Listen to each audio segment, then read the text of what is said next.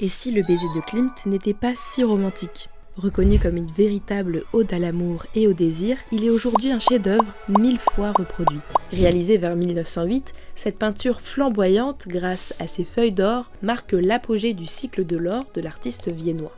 Beaucoup de critiques d'art y ont vu une toile autobiographique du peintre avec son âme sœur, Emilie Flogueux, une styliste autrichienne en vogue. À première vue, les deux personnages de la toile s'enlacent tendrement et l'homme pose un baiser sur la joue de la femme. Si les motifs rectangles pour lui, ronds pour elle permettent plus ou moins de les distinguer, la silhouette du couple, encerclée d'or, semble se livrer à une étreinte fusionnelle, ils ne font plus qu'un. Pourtant, à y regarder de plus près, ce baiser semble un peu déséquilibré. La femme est à genoux, au bord du précipice, pieds quasiment liés, complètement dominée par l'homme qui la tient par le cou. Fermant les yeux, est-elle transportée de désir au point de s'abandonner dans les bras de son bien-aimé, ou bien tente-t-elle de s'échapper ? Est-elle même consciente ?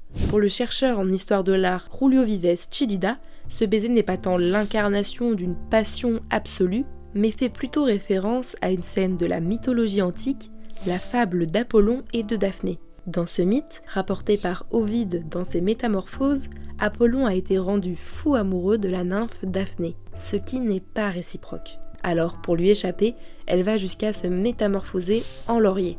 Plus de 100 ans après sa création, les interprétations autour de ce baiser restent nombreuses. Alors n'hésitez pas à nous partager la vôtre en commentaire et retrouvez le poster XXL du baiser de Klimt dans le nouveau numéro du Musée du 1.